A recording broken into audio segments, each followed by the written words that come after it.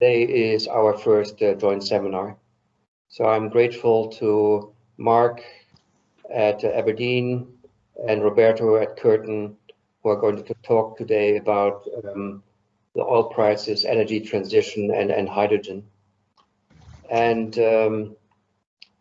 we will record this session, by the way. I hope you don't mind, because we will put the recording on our website. The Global Energy Institute has a website, and we'll provide the link later on if you don't know it. So with that, I will pass over to Tevis to say a couple of words and then to introduce Marc.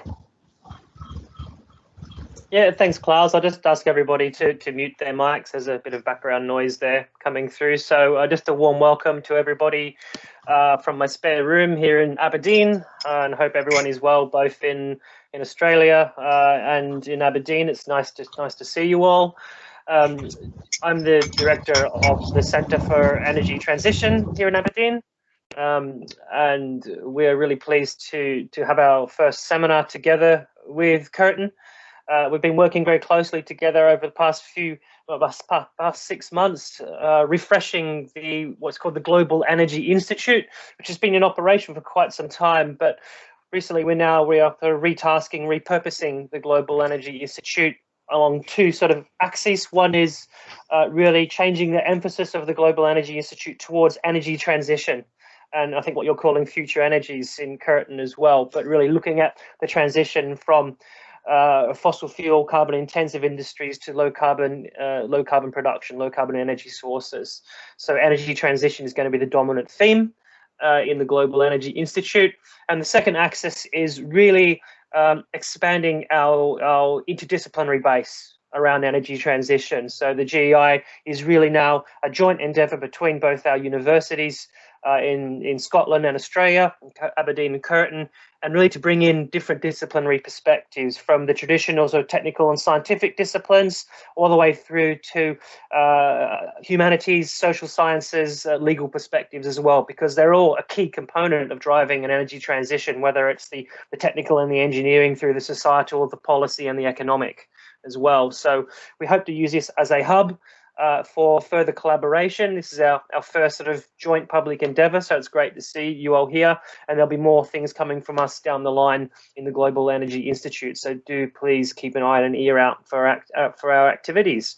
And it's great to have some discussions with our colleagues in Australia as always. So without further ado, Klaus, I'll hand over to our first speaker. Just like to introduce Marc Gronwald, who is most recently in Aberdeen, but has now started a new position as senior associate professor in economics at the International Business School in Xiaotong, Liverpool University. I hope I got that right.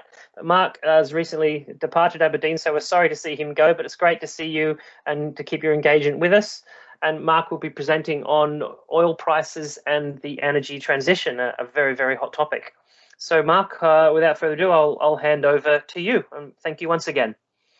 Okay, thank you very much, Tevis and Klaus, for inviting me to this event today. It's a pleasure. I think it's my first public appearance in my new role.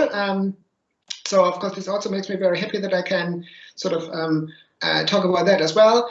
So as Tevis just said, I used to be with University of Aberdeen for a number of years, but so just recently I started this new position at International Business School Suzhou. So even though physically I'm still in Aberdeen, so of course for obvious reasons, but anyway. So okay, now we'll just try to share my presentation here as usual.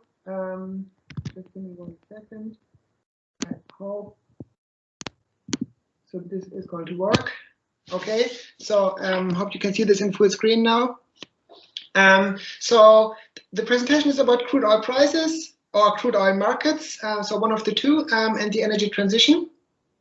So in a way, so I just put a few thoughts together. I'm not so sure if you will get a lot of answers. But maybe I'm raising a number of interesting questions because I think this is what I tend to find more interesting anyway. I have a little overview here. So I will talk about the energy transition and whether or not it is happening. So I think it is happening. I will talk about when peak oil is going to happen, or when peak oil is happening. I also have some academic thoughts, so I want to apologize for that. So I think I couldn't avoid doing that. Of course, there's a lot of uncertainty, and I will talk about that as well towards the end. And then I think I have some concluding remarks. So we will see. Hopefully, hopefully I will not use too much time. So it should be about 15 to 20 minutes. Okay. So the first question I'm raising is the energy transition happening? So it seems so, huh? So at least there are in a number of countries around the world so-called net zero initiatives. So there are pledges by governments to turn economies and societies into net zero societies or economies by 2050 in the UK, Scotland 2045, in the US. I think at least there are discussions about this, 2050, also China. Net zero 2060, I think, is the label you would use there. So I think those initiatives, of course, are an indication that the energy transition is actually happening. But at the same time, of course, I guess we have to admit that, okay, while in some countries these pledges are legally binding, maybe not always this is the case. So maybe it's a little bit like so people who are thinking about their New Year's resolution and they want to lose weight, and then okay, so they at least they make the decision to lose weight, but they didn't sign up at the gym yet. So maybe this is roughly where we are. But then, so at least I think the first step is made, and I think this of course is really important given the urgency of the problem. Okay, I want to talk on this very first slide. I want to talk a little bit about. So let's call it the environment in which the current discussion is taking place. So here I just list a headline from the Financial Times. So there's a lot of coverage about this in the Financial Times recently. So BlackRock, that is one of the biggest investment firms globally. So they recently joined the Climate Action 100+. So what is that? So that is an investor-led initiative which is ensuring that the world's largest corporate greenhouse gas emitters take necessary action on climate change. Okay, so why do I find steps like this in specific important, and also in general? Why do I find it important that financial markets are very much aware of climate change and that investment is going into this direction? Well, simply because financial markets, of course, are important in a market-based economy, and so investment flows on financial markets, of course, determine where money is invested and what is happening in the future, where R&D is going to be developed, and so maybe where innovations will be taking place. So I think this is an important development that in principle that so many investment firms are aware of this, and money is flowing into this sector because, ultimately in a market-based economy, so that's what we need, that investment is taking place, because only then I think technological progress is going to happen. So maybe some might find this a little bit unromantic, but ultimately that's how it is. And of course, at the same time, if investors are seeking profit, I think this also gives governments, by the way, a chance to regulate accordingly in such a way that that type of investment will generate profit, because then that's going to happen in the future. Okay, so I have another bullet point here on another sort of type of institution which is involved in the overall discussion about the energy transition. So these are central banks. Maybe this is also a little bit surprising that central banks are involved, because central banks, of course, they're concerned about inflation and stability of the monetary system and things like this. But because the energy transition, because this is such a huge, let's call it project, so there are actually concerns. So there's a concern about stranded assets. So maybe some of you heard this term. So stranded assets. So that describes assets such as carbon or fossil fuel resources as such, but also infrastructure which is used to extract those resources. So when the energy transition is going to happen, then of course some of those assets will lose value, or maybe become even completely worthless. And this can become a concern if this maybe happens too fast, or maybe if it doesn't happen fast enough, I think this is maybe, to be precise, maybe that is the concern. So that at some point, if governments don't do enough, and then at some point find themselves in the position that they have to do a lot, that then suddenly a lot of assets lose value. And of course, this is a concern in the context of financial stability. So this is why central banks are also involved in this discussion here. Okay, and just recently I read a statement by the UN Climate Change Executive Secretary. I think she sent some sort of a yellow card. So she sent some sort of a warning to a number of governments that there's currently still insufficient climate ambition in certain plans they submitted in relation to the Paris Agreement. But anyway, so I think so. So this is the conclusion from the first slide here. So I do think that the energy transition is happening, even though of course we are still in very, very early stages. So this was just so maybe this is a useful starting slide here in this seminar. Okay, now the next question I want to address: when is peak oil happening? Okay, I'm not so sure if you noticed, I deliberately left open what exactly I mean by peak oil. So maybe the more senior people in the audience, maybe they remember that the term peak oil, so as such, or in specific means or captures a concern about scarce resources and the concern that at some point we are running out of resources because fossil fuels are exhaustible resources, and at some point, of course, everything is going to be gone. So and maybe so this the name Hubbard curve is of course is a relevant name in this context. So and that prediction that at some point we're running out of those. So now, okay, so here I'm just showing you a graph. So this is I like to work with Google searches or with Google Trends, because then I can easily observe what other people are doing. So as a social scientist, of course, I'm interested in what other people are doing. And Google and these Google searches, they basically show us when do people Google certain terms. So as we can see here, the term peak oil was particularly popular in the 2000s. So in particular in around 2005, and then also 2008, when the oil price was really high. After that, people evidently lost interest in the term peak oil. Whereas oil demand and oil supply, so these search terms are used relatively constantly over time. So, and if we zoom in a little bit, here, now I'm just showing you basically the same. So the same graph, but only data from 2016, so the last 5 years. So we can see, of course, that peak oil, the term is not really popular, but oil demand and oil supply are really much more popular. And then in particular, what I want to show you that in early 2020, when the oil price dropped, so when the WTI price actually became negative. So in that period, the term oil demand picked up. So that is maybe that's one thing I just also find really important. So it seems a bit as if the term peak oil, so the term peak oil as such becomes less relevant, or maybe it is even changing its meaning, because now I think peak oil is peak demand. Okay, so people are no longer really concerned about peak supply, and I think this as such is an important message. Yeah? Even though we probably don't really know exactly when demand is going to peak. Yeah, the sheer fact that peak oil is now peak demand, I think this is also a strong indication that the energy transition is happening. And I think this happened over the last few years, this change in the meaning of this term. So okay, maybe even though peak oil as such is still used in this odd context, but so I find now the concern is peak demand.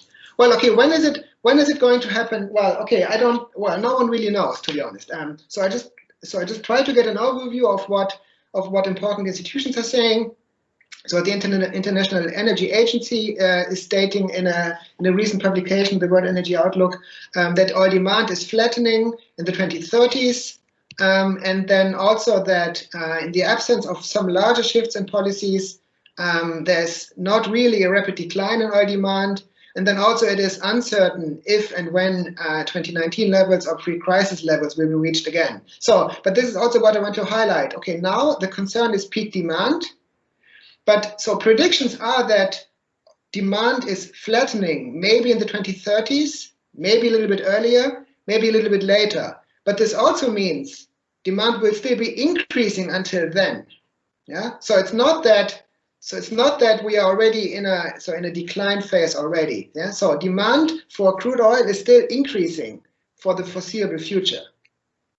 Okay, McKinsey and other consultancies, they are also participating in this debate. Okay, so they have a slightly different prediction.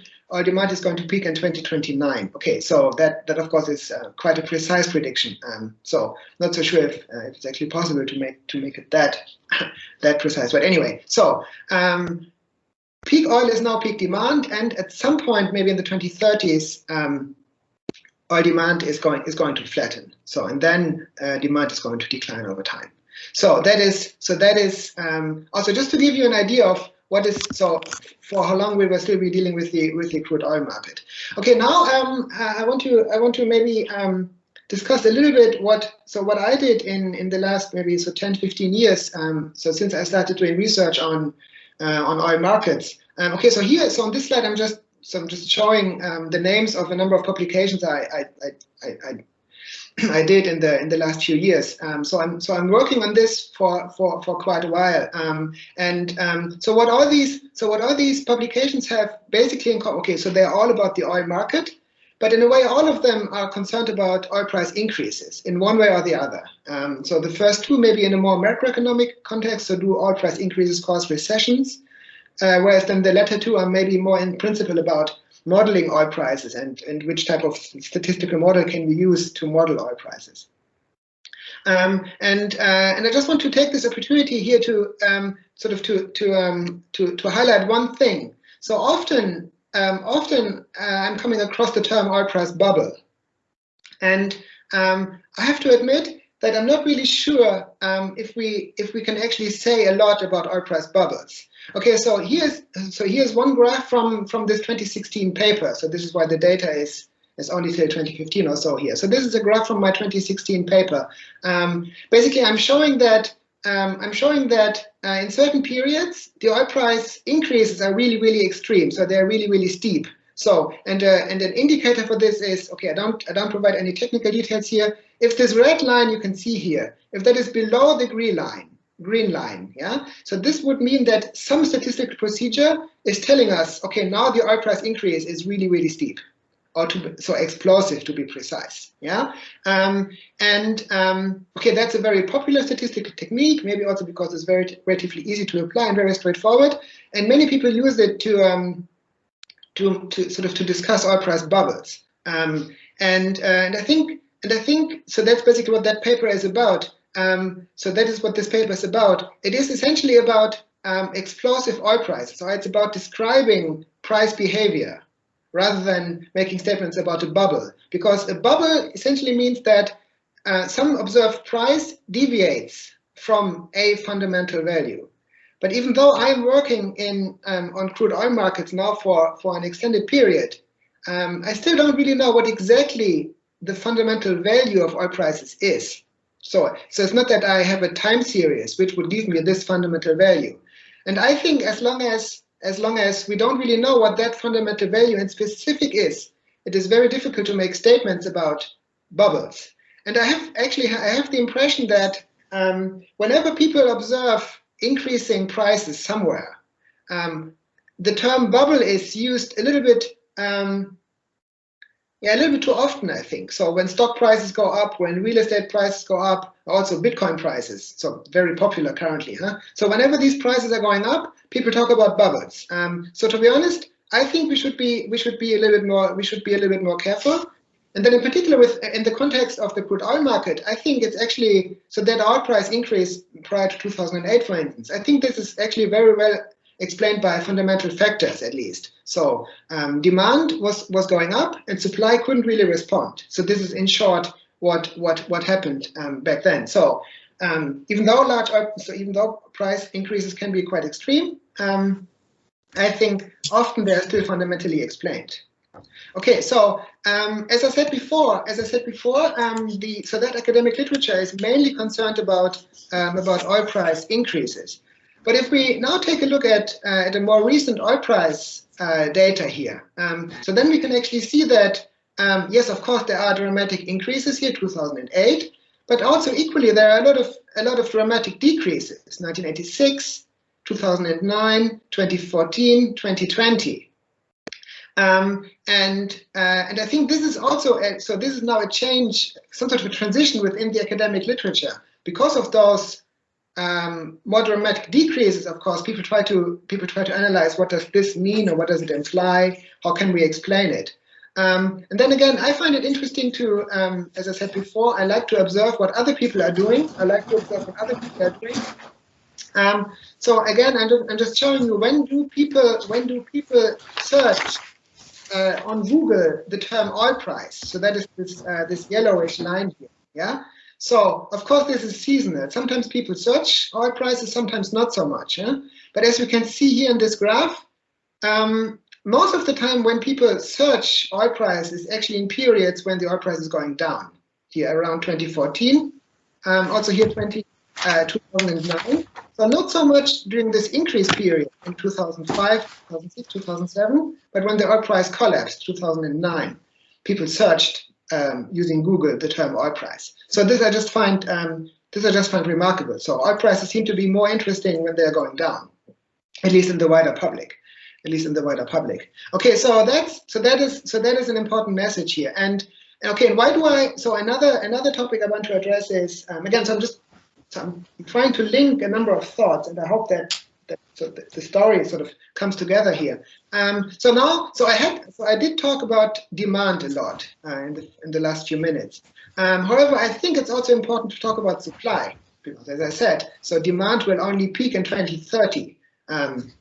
Demand will only peak in 2030. Okay, so this is so these are two graphs here. Okay, apologies, so this is not updated because this is so these are graphs I just borrowed from a paper I'm writing with a PhD student. So this is, on the right hand side is again the oil price, and on the left hand side we see a graph of the global or world rig counts. Okay, so this is essentially okay, I cannot really provide a lot of details here, but this is essentially a measure for exploration activity. So people are actually searching for oil. So they're drilling rigs, so they try to find oil. Of course, there are a lot of sort of important technical differences, but ultimately this is an indicator of exploration activity. And here we can also clearly see that there's a strong relationship between oil prices and exploration activity. So whenever oil prices are going down, then also explorative activity is going down. In particular here, 2014, 2015, also here early 2020, 2009 as well. Okay, so I am highlighting this for a very particular reason, because it's not, so even though peak oil as such is not a really big concern nowadays, it is still a concern that there's a chance that we are running into what we call an oil supply gap. So here's another quote I just took from McKinsey's Global Energy Perspective 2021, so recently published. So they're saying that in order to meet future demand, there's still a lot of exploration which has to take place, and there's a lot of production which has to come from new oil fields, so which are currently not sanctioned or developed yet. So this means even though we are talking about the energy transition and how to phase away from the usage of fossil fuels, it's still the case that in order to meet demand in the sort of medium to long run, it's still necessary to invest in exploration and also then in development of oil fields. So, and I think this brings me to another interesting academic thought I find. So within the literature, of course, it has been noticed that crude oil production does not respond in the short run to oil price changes. Exploration activity does, as I illustrated on the previous slide. So this is why I also find the oil market is a really, really interesting thing to study, because there's actually a very, very complicated relationship. So because exploration today determines supply in the future. And as I just discussed, supply and demand determine prices today. And as I also illustrated before, so this price behavior can be quite extreme. So there can be strong upward movements, but also strong downward movements. Yeah. So supply and demand today determine prices. But this then also, because prices determine exploration activity, this then also determines future supply. So I think it's actually a really, really complicated supply-demand framework here in the oil market. And of course, this is just maybe also just a measure, just some message I want to send. Okay, so this was my short discussion on oil supply. Okay, I said there's a lot of uncertainty. Okay, and actually, so I do not mean uncertainty about when is oil demand peaking or is oil supply going to be able to catch up. So there is also there's an academic literature on measuring uncertainty. So that's more macroeconomic literature. So there are a number of uncertainty measures recently proposed. Okay, so here I have a number of citations from three quite relevant economic papers. Okay, I don't really have time to discuss these in more detail, but what I can, so the message I want to send here is, yes, of course, macroeconomic uncertainty is, well, of course, is important, and measuring economic uncertainty or policy uncertainty is important. But as the next few slides show, there's actually a close link between those and oil markets again. So now I have three more graphs here. So this is again Google searches for oil price, and then those three uncertainty measures. So I'm just plotting this here, and of course I'm happy to discuss this in a later stage. So here we can see that financial uncertainty proposed by Girardo et al. In the 2015 paper. So there's evidently a close link between that financial uncertainty measure and public interest in oil prices. Okay, let's call these Google searches public interest. So there's a strikingly strong relationship. Yeah, so financial uncertainty and public interest in oil prices seems to be closely related. Okay, so these other policy uncertainty and also global uncertainty measures. So I think there's still a bit of relationship here. So it's less strong. So economic policy uncertainty, as measured by Baker et al. So that is increasing over time. And okay, some of these spikes coincide with spikes in public interest in oil prices, but of course it's a little bit less strong. And I think the same applies to this World Uncertainty Index, which has been proposed recently. So again, some spikes coincide, but not all of them. But anyway, so I still think that, so it's not that there is a lot of uncertainty what is going to happen in the oil market. It is also that the oil market is a source of uncertainty. So the oil market sometimes sends sort of these famous shockwaves through the economy, and of course this also creates a lot of uncertainty. So that is another point I'm trying to make here. Okay, and now I think I'm going to conclude. So I'm talking about the oil market and the energy transition. Yes, of course, the energy transition is taking place, and oil demand is going to peak at some point in the near future. And I think, of course, this point has been brought forward because of COVID-19. So I think, so that's also, okay, that is relatively clear. So, and even though that's going to happen, oil supply is still a concern. And I just think we should not underestimate. So the oil market is actually a really, really complex phenomenon. And whenever we talk about energy transition, so we have to be aware of this. So it's a really, really huge market. And okay, there are many stakeholders, if you want to call it that way. And this must not be forgotten. This must not be forgotten when we talk about energy transition and also policy initiatives. Okay, so sort of paraphrasing what John Maynard Keynes said about the long run. So I think in the long run, we will still be dealing with the oil market. And because the oil market is like it is, I think it is actually really, really important that the policymakers will send clear signals. The sooner the better, because many decisions people are making, so investors and also so oil firms, so all energy-related investment decisions are long-run decisions. So once a decision is made, so this will stay with us for a long time. But also people, so people, they are making decisions. Do I still study petroleum economics or not? Or do I study petroleum engineering or not? So all these people are making decisions. And then if the energy transition is taking place at some point, so we have to take all this into consideration. And again, I think that's the last point I want to just highlight again. I think we need these clear policy signals. The sooner, the better. So I think that's all I wanted to say. Thanks for the attention, and of course, I look forward to Roberto's presentation and also to the discussion later. Now I'll stop sharing my screen, I think. Thank you very much, Marc. That was really interesting. I'm sure there are lots of questions. I know I have a couple, but I'll just ask everybody if they can hold their questions until Roberto's concluded his seminar. Oh, there he is. He's back. And then I'll ask you to post your questions in the chat. That's probably a little bit easier for us just to pick them up rather than raising hands. So now I'll just hand over to Klaus to introduce Roberto. Thank you. Thank you, Marc. Very interesting indeed. So our next speaker from Curtin University is Roberto Aguilera. Roberto is an energy economist with Curtin University at the Oil and Gas Innovation Center, and he's also a consultant in Canada. He was a Society of Petroleum Engineers distinguished lecturer, and that program took him over 30 countries where he lectured. That was all before COVID, of course.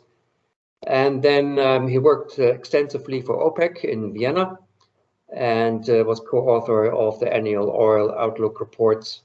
He has a PhD and a master's degree from Colorado School of Mines, and he participated in numerous energy studies and also published a book.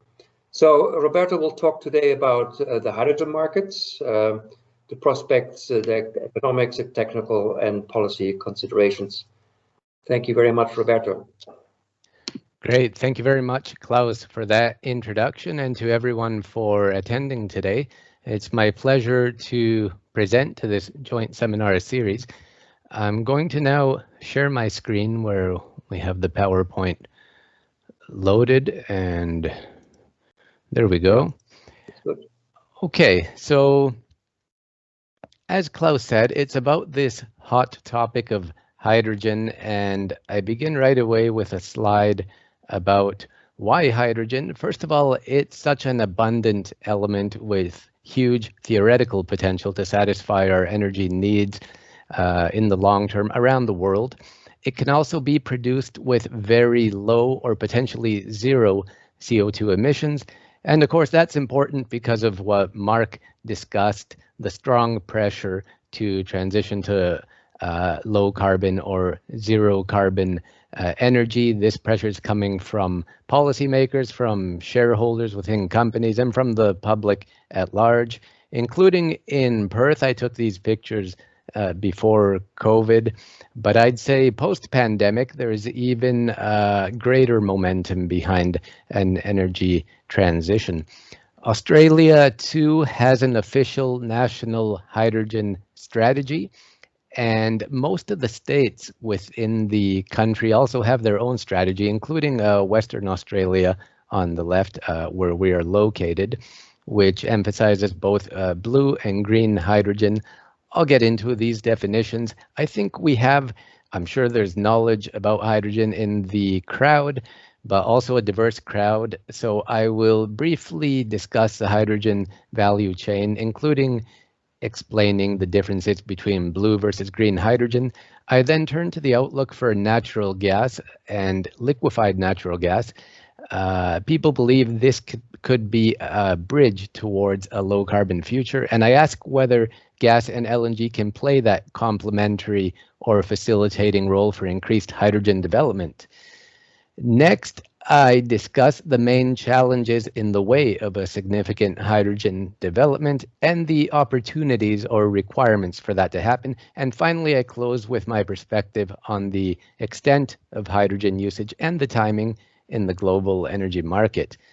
So here's the value chain. Hydrogen is an energy carrier that can be produced from widely available resources, either via the thermochemical processing of hydrocarbons, oil, gas, and coal, by applying steam, or it can be produced from water by applying electricity. So in the middle of the figure, you can see that storage and transport are integral parts of the industry. Storage is one advantage that it has over renewable sources like solar and wind, which require large and expensive batteries for storage. But hydrogen can be stored as compressed gaseous hydrogen, which is the most attractive option due to its low cost. Liquefaction has superior volumetric density, but is higher cost. And then hydrogen can be transported by pipeline, truck, ship, or rail in the form of those storage technologies just identified. And finally, you can see it can be used across many areas, including all of the energy end uses. And it can also be used as an input into manufacturing processes for glass or food. And today, though, mostly hydrogen is used in oil refineries to turn the crude oil into refined products. So we begin with green hydrogen, which involves the application of an electrical current to water to separate the H2O into hydrogen and then into oxygen, which can be released into the atmosphere with no problem. But to be green, the electricity has to come from renewable sources like solar and wind.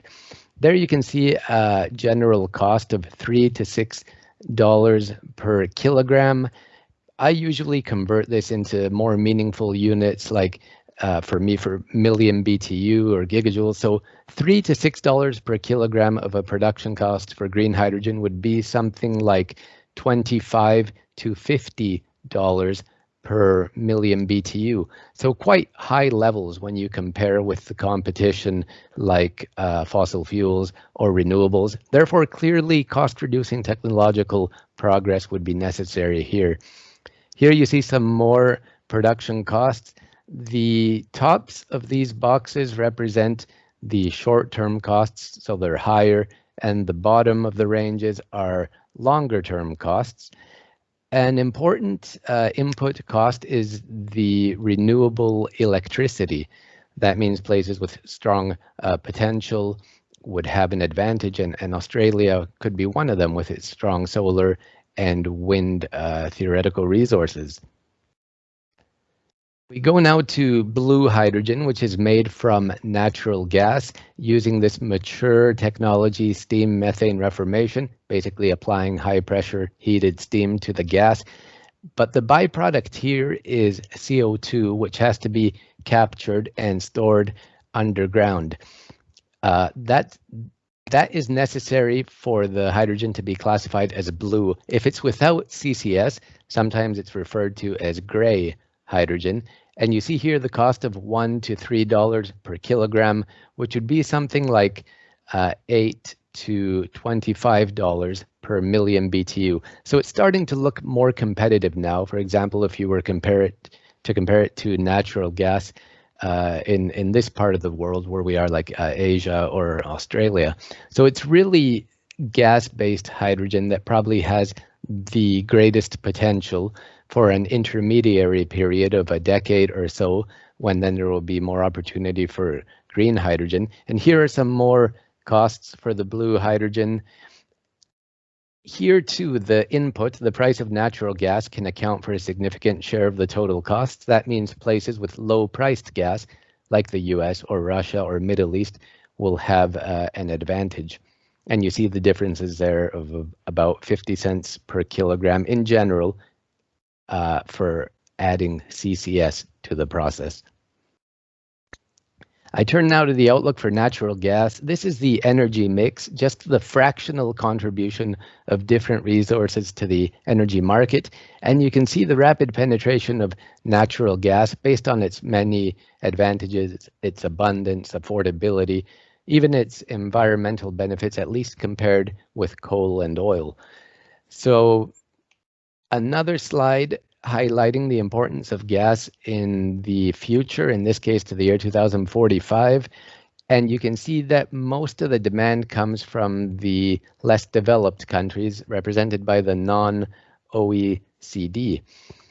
So with such strong gas demand growth being projected, this is where the synergies with natural gas and hydrogen come into play. First of all, here's a snapshot of LNG exports.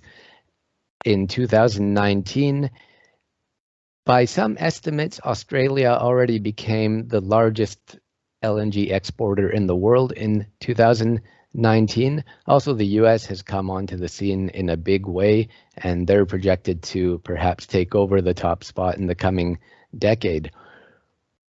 In this slide, then, I highlight the synergies between the gas and LNG industries and hydrogen. Let's go to the second point, the gas pipeline networks. In our university, Curtin, for example, there's work being done on this with blending 10 to 20% of hydrogen into natural gas pipelines. Also, I've read just yesterday about a company in Western Australia investing to convert one of their pipelines for 100% hydrogen usage. So that means places with extensive pipelines like Australia or with well-developed networks that can be in North America or in Europe will have an advantage here.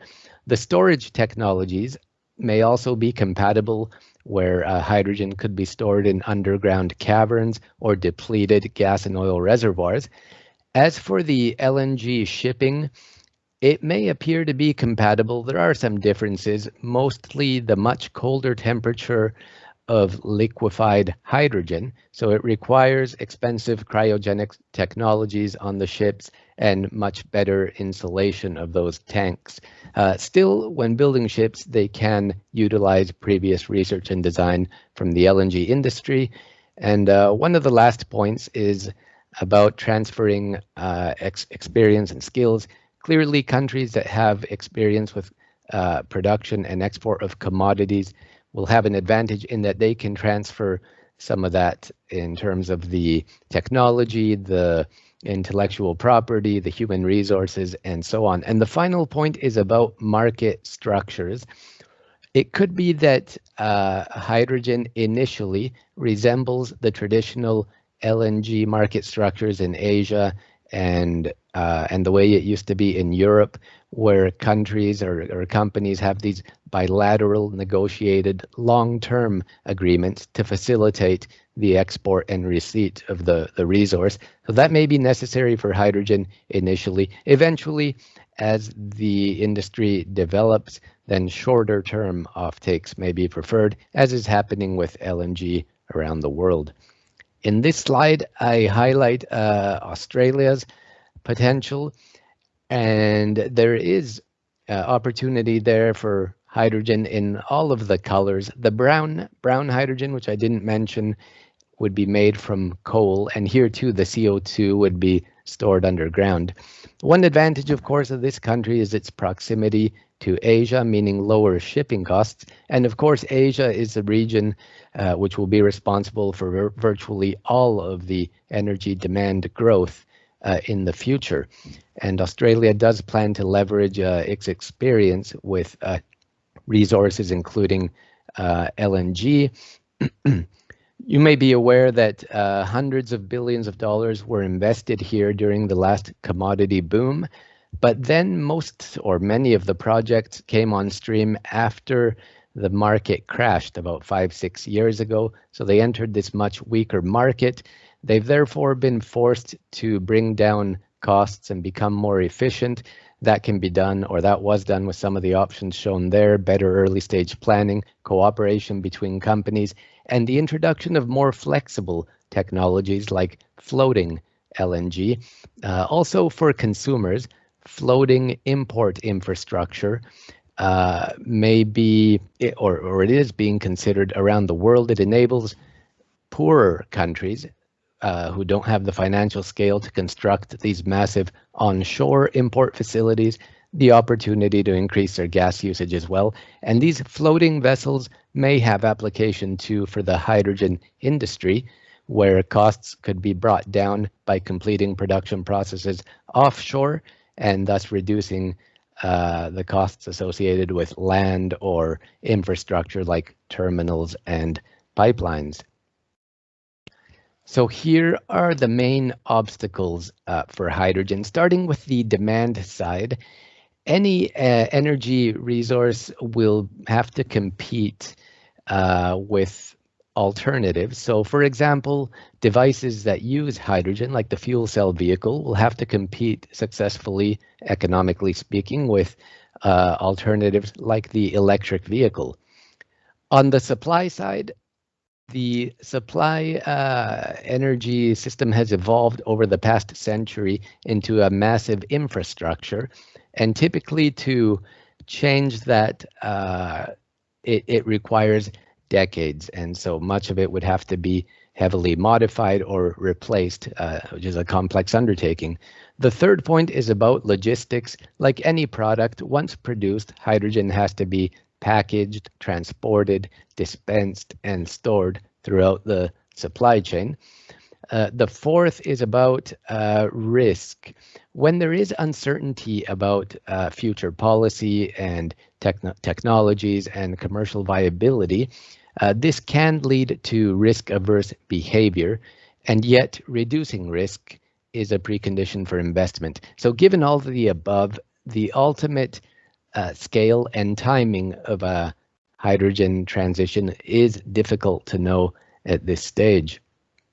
And then there's the safety issues. My investigation into this shows that the safety, the technology, and the regulation can probably handle the issues. However, public perception is, of course, very important. Look at the nuclear industry. So any safety problems, whether they are legitimate or perceived, will be very influential and could in determining policy, and could be one of the major limitations for a hydrogen industry.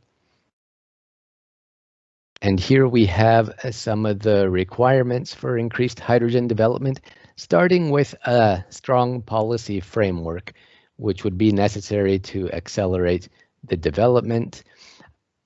Most analyses still find that the prices and costs of hydrogen are still too high for it to capture a significant market share. Yet the costs are coming down very quickly, so a lot of experts think it could become affordable sooner than expected. Still, cost-reducing technologies are necessary. That can come from the final point, learning by doing, where the rate of progress is influenced by variables like economies of scale, research and development, trial and error, and so on. And one of my final slides is the energy mix, now extended to the year 2150.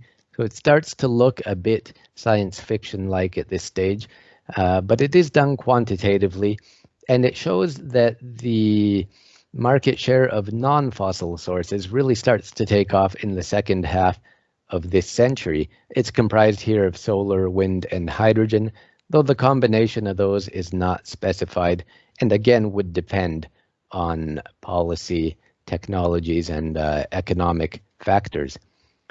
So I close with the conclusions. As is clear by now, a hydrogen transition takes time. It's inherently complex with many different stakeholders involved who have differing motivations.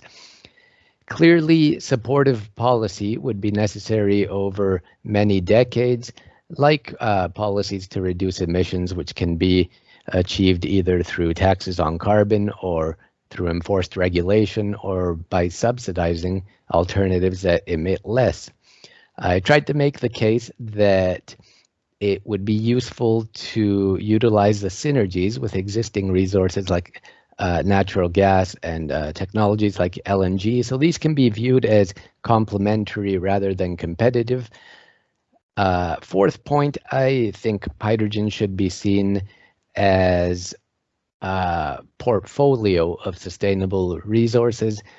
So it's not necessary for it to be the sole provider long term, just one in a group to help decarbonize the energy system. And the final point is to expect a period of experimentation.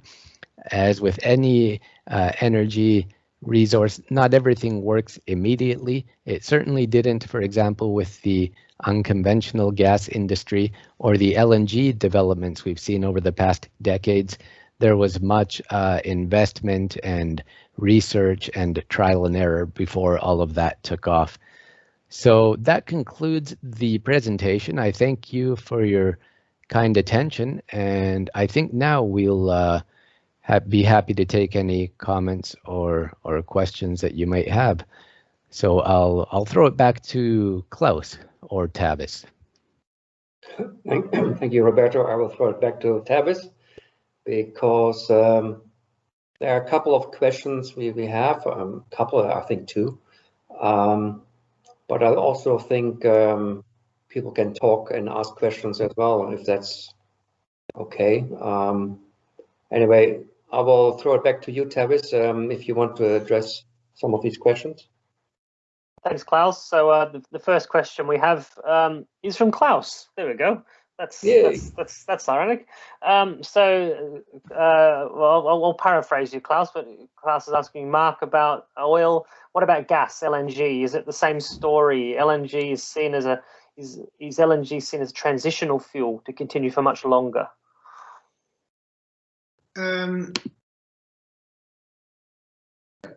Now I'm unmuted. Okay. Well, so I believe so. So in principle, it's a similar story, but then I think, well, because of the environmental, okay, let's call it benefits of LNG, of course, so LNG is, I guess, will be around so even longer. Even though I think, well, I have to admit that I don't know, I don't follow that market that closely, and that's also the main reason why I mainly talked about crude oil. But I think, of course, LNG, of course, yeah. So of course, so there is a future certainly for LNG as well, and I think that's got to be maybe with us for a little bit longer because of the properties. I think Roberto also briefly touched on this as well in his presentation, I think. Yeah, I would just add, about 10 years ago, natural gas was extremely popular, and it was thought that that would be the transition fuel to renewables because, of course, it can act as a backup for renewables and therefore can act as can lead to widespread development of sources like solar and wind, which, as we know, are intermittent. Yet, just a few years ago, I'd say natural gas became quite unpopular because it's still a fossil fuel, and a lot of the now energy experts and policymakers think it's not really a bridge to anywhere. But the companies are acting as well, gas producers. They know that to make it an acceptable and viable energy resource, they have to do things like invest in clean technologies, CCS, or nature-based carbon offsets, or using gas for blue hydrogen, for example. And all of this means that gas probably still does have a bright future, particularly in the developing world. In Asia, which is so heavily reliant on coal still, natural gas can help reduce emissions significantly to the extent that it replaces coal, as it has in other parts of the world, like in North America, where low-priced gas led to the decommissioning of coal-fired power facilities and the replacement by plants run on gas, which reduced CO2 emissions in that part of the world to the levels last seen in the 1990s. So similar emission reductions could be expected in other parts of the world, like Asia, as cleaner and cheaper gas starts to replace coal. We have a question here about from the bow. Roberto spoke about risk and safety issues. So it's a good thing that aspect is raised around the social perceptions. Do you have any thoughts or any studies about what the effect of depleting atmospheric hydrogen or pumping more oxygen into the air and disrupting a natural balance, things like the greater possibility of wildfires or health effects on the lungs? It's probably a bit more of a scientific question, actually, than an economic one, but I think it's just some questions, some thoughts there, Roberto. It is indeed something a little bit outside my portfolio, and I've only sort of superficially studied this issue, including the safety from a technological point of view.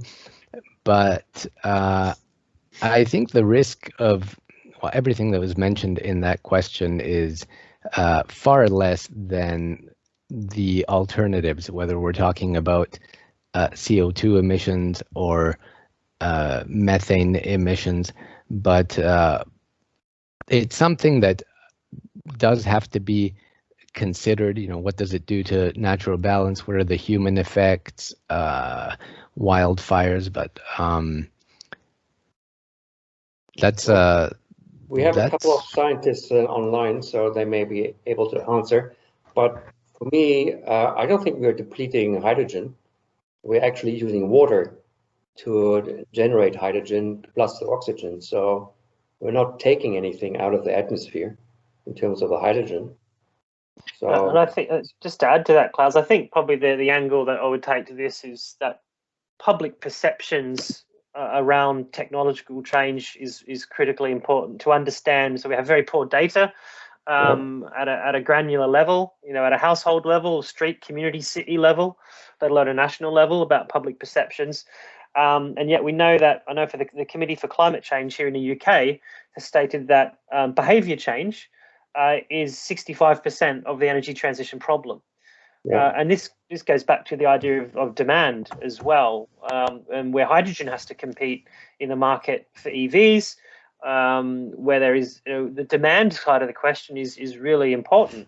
If there's no demand, there will be no change. So where is that demand going to come from? And that demand partially comes from social perceptions and acceptability, as well as economic viability as well. So I think that fits in the broader sort of mix of issues around acceptability and demand driving the change. Yeah, so sorry about that for interjecting scientific questions, but I was thinking in line with the environment, because eventually we'll have byproducts. We spoke about oxygen, which sounds like an advantage, but when you have a lot of it and maybe some seeps into the atmosphere, certainly it will increase the possibilities of wildfire. And I do know that that's not the within the ambit of today's seminar, but it's something that, you know, just came to my mind, and I thought maybe somebody should may have, you know, some thoughts, you know, about it. But thank you very much for attempting. It's a tough one, but yeah, we'll leave that one to the natural scientists. I think Maru, but it's a good question. Just waiting for any more questions. I just wonder if I could ask Marc. From, I guess I'm not an economist, but I always think about these. There's a lot of debate about future oil demand, and you said it's an uncertain science within itself. We just don't really know. But you do see some positions by the majors and the upstream producers that fuel this debate, with BP announcing a 40% or in this intention for a 40% cut in production by 2030, and Shell announcing a 2% decrease in production year on year. And I think this is very much in your excellent analogy of the New Year's exercise resolutions. I think that's a fantastic analogy. But I was wondering if you could just sort of speculate on that a bit, and in particular, how oil price will affect the transformation of these companies into. We see a lot of debate about transformation of these companies into energy companies from oil and gas companies, and what is the role of the oil price in that process? Okay, so that's quite a complicated question. So I don't. Yeah, sure, it's okay, I guess. Not sure if I have a good answer though. So, well, I do. Okay, maybe one thought, of course, is, well, the oil price. Well, so the oil price is sometimes doing extreme things, and maybe simply for this reason. This might be an incentive for oil firms to diversify. So to convert themselves from oil firms into energy firms. And by the way, maybe also, okay, maybe so this is not directly related to the question, but I think this is also what maybe what some people will say. So okay, I think the large players, of course, I think maybe for them it's actually, I think it's a little bit easier for them to go through this transformation because they are large, huh? and then for them it's easier to diversify. And of course, they have a lot of course, it's technical knowledge, and then maybe it's also a bit easier for them to transfer this rather than smaller players. But then ultimately, well, okay, to be honest, I wasn't aware of those announcements by those firms. So I don't, I don't know if that is credible. But then, as I said, ultimately, so even though oil demand will be peaking at some point, for now it's still increasing. And then I also think, well, if the oil price is high enough, well, someone is going to produce the oil, huh? Because also here, someone will make money, huh? So and if the oil price, and of course, if the oil price, okay, by the way, that's also one of the concerns of this oil supply gap, huh? So if demand keeps increasing, but supply is not catching up, so then oil price will go up again. So then, of course, it remains to be seen how this then affects this overall energy transition picture. Yeah, again, I think so. I'm sure I'm not answering the question, but I think, yeah, I think it's quite interesting and really, really complex. Yeah, so I think that's probably all I can say spontaneously.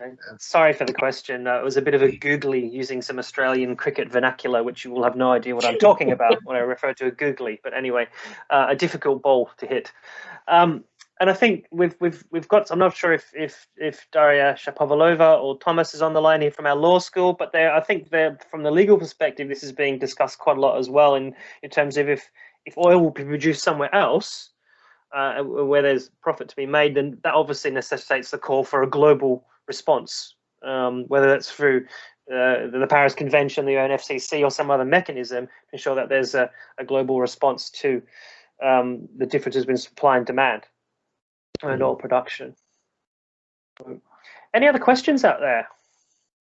I just have a comment. Well, I mean, what Marc was saying basically, I mean, I'm thinking about our enrollments of petroleum engineers and geoscientists. You know, I don't know what's like in Aberdeen, but in Curtin and other Australian universities, there's a decline in enrollment, petroleum engineers and geoscientists, because of perception, the dirty oil and gas industry and so on.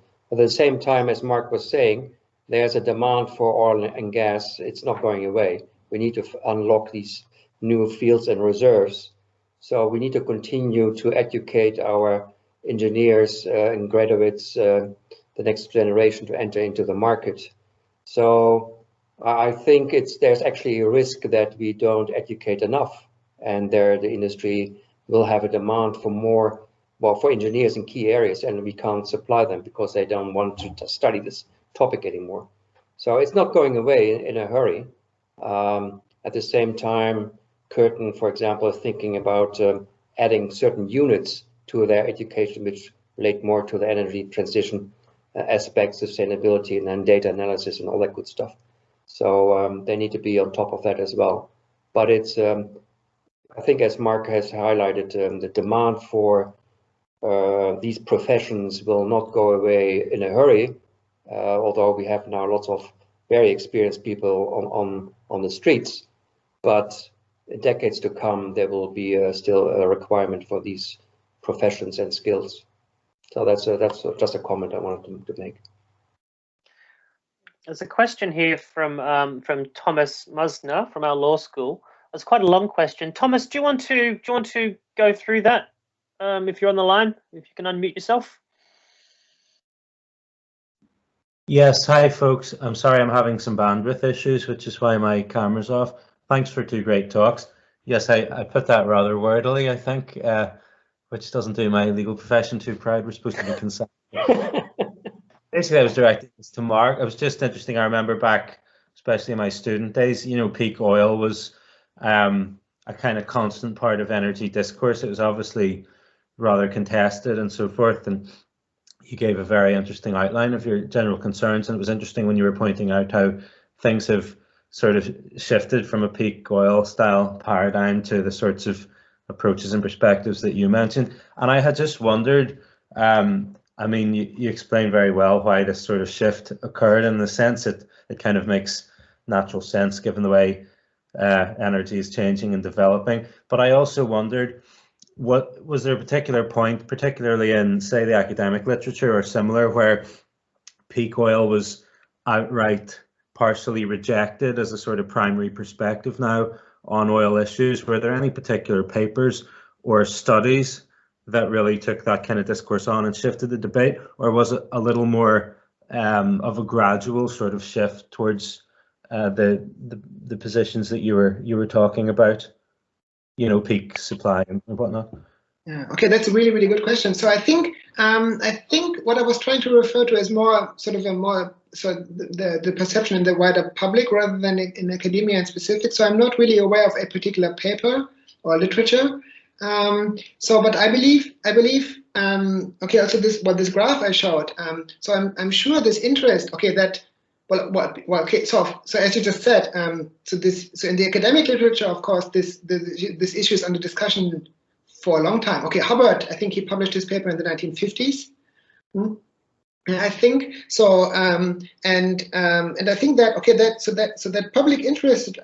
What I can illustrate using that that Google searches, of course, this early 2000s, and I'm sure part of the reason why in the early 2000s there was an interest again in peak oil was to the higher oil price, and okay, actually, so I remember that so also back then again, so I was working on oil markets back then already, and I'm aware of colleagues of mine who then said, yeah, so this confirms Hotelling's prediction. So resources are exhaustible, and then at some point the prices will just go up a lot, and that's it. But then I think. So I'm sure an important driver of that change, I'm sure, was the shale revolution, because suddenly people realized, okay, so suddenly a lot of additional resources or reserves become available, so and they haven't been available beforehand. So and I'm sure this also explains that shift, because maybe suddenly oil is no longer perceived scarce, because suddenly the US is exporting oil again. So, and I think this. So that's maybe also an important driver of that shift. So I think it's more. I'm not so sure how gradual it is, because I think so. I can see your question in the chat. So I'm not so sure how gradual this is, because shale, of course, so appeared suddenly, in a way. So I think that's maybe what I wanted to say. Thanks, Mark. Really, really helpful, really interesting. Thank you. Thank you both. Shall we wrap it up?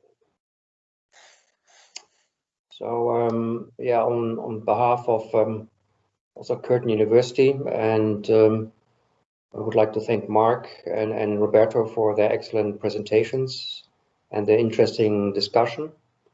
I think for our first joint seminar, this worked quite well. And we'll continue with thinking about a next seminar topic.